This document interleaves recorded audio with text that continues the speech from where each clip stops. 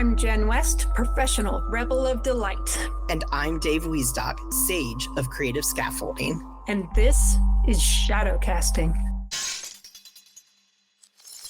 Hey, audience, it's another one of those days, our quote day. And this week, I thought I would play with external and internal. So what's happening in our external world versus what's happening in our internal world. And today our quote is from Albert Camus. And this quote is, are you ready, Dave? I am so ready. Let's do this. Yeah. So our quote today is, in the depth of winter, I finally learned that there was in me an invincible summer. I am so amped that we are talking about Albert Camus in our podcast, because this is one of the influential philosophers in my own life, and he's a little controversial. However, I enjoy him because he has a very unique view on things, and I think it plays very well with how we like to play with perspective and context and sort of the complexity of how some things are looked at and viewed. So a little bit of backstory for our audience who might not really know Albert Camus. He is a old French philosopher. I believe he's French. And he was kind of around in the 40s and was influenced by people like Nietzsche, Kierkegaard, Schopenhauer. And basically, he wrote this one book called The Myth of Sisyphus. And he wrote other books too, but I really like this particular book because it talks about King Sisyphus, who during his life had violated some of the rules of the Greek gods, Zeus, etc., that pantheon. And basically, he was not a great guy. And so when he died and went to the underworld, his punishment for all of eternity was to push this huge boulder up a long, long, long hill. And as soon as it got to the top and his task was almost completed, the boulder would roll back down and he'd be punished to push it all the way back up the hill and it would roll back down. And the idea was the futility of the task itself and how, his punishment kind of fit his crime and his lack of hospitality. And Camus comes at it from the perspective of you kind of have to imagine Sisyphus happy, because the myth of Sisyphus isn't really the stuff that got him to the task or the punishment. It's the idea of the punishment itself.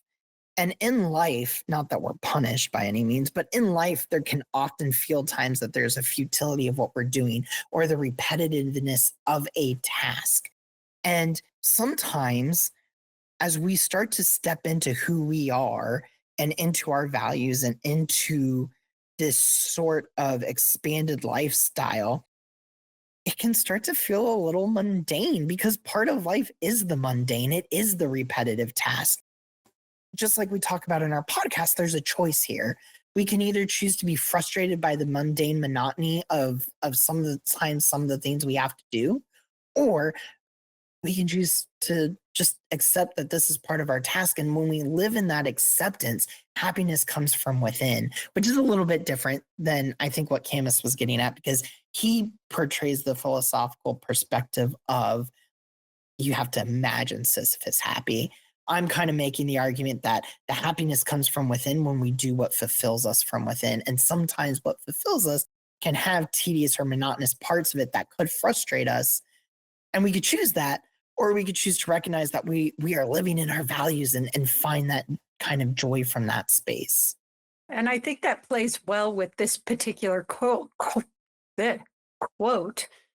because he does talk about coming from within him, finally learning that he had within him an invincible summer.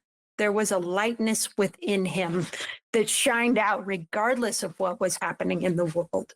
And so he uses summer and winter, and I think it's pretty good for right now. I'm in the midst of winter, and it's been crazy cold. The weather has been in the minuses, the snow has been falling, and it's been at home, not at a ski resort where it's fun and play. but at home where it's monotonous and it's cold and I don't want to be outside and the dog still needs to be walked. And that external can filter down into the bones and make you cold and wintry too, where you don't want to be out, and you don't want to talk to people, and you don't want to be any of that.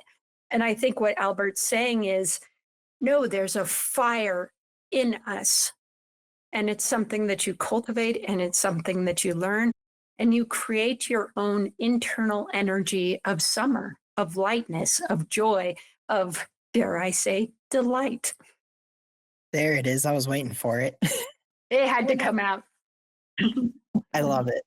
Here's what I really enjoyed about what you were kind of hitting on with the summer and the winter juxtaposition.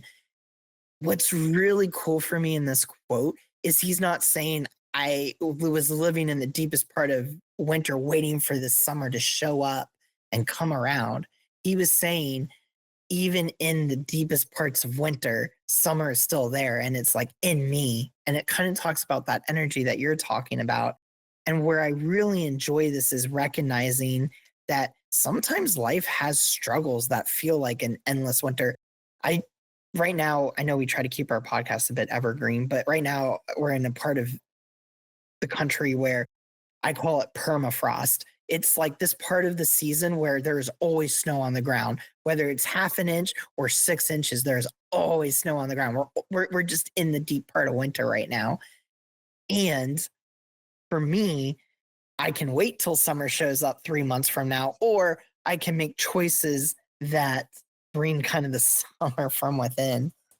So where I'm bringing this out is sometimes in life, we have struggles and we feel like maybe the universe common phrases are like, oh, the universe is against me, or this, that, or the other bad thing is happening.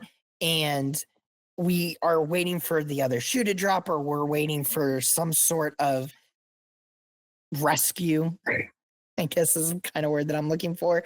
And the reason I love this quote is he found the strength within him and the resilience within him. He didn't wait for it to come from the external outside. He, yeah, he found it within. And so he was able to handle the deepest winter while he was all warmed up from his own sense of self. And the other thing that I really love from this quote, even though it's short and sweet, is the fact that he had to learn it. And it's something you have to grow into. It's not a given. A lot of our life, especially when we're younger, is learning from our external environment. And we are what our external environment gives us.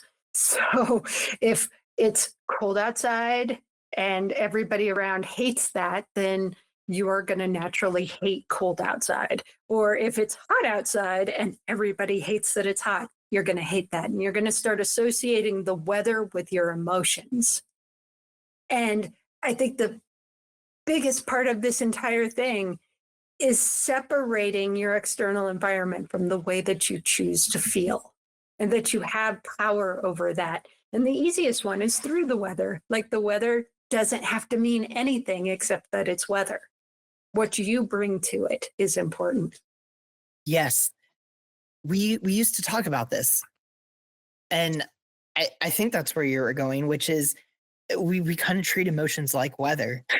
So, in other words, when it's a rainy day, some people really love rainy days because it means that they get to, it kind of creates this space of they want to cuddle up with, some tea and a book and just read all day. And other people maybe want to sit on the front porch and watch the rainstorm. And other people don't even like rain because then they can't go outside and do the things that they want to do outside because it's wet and rainy and cold.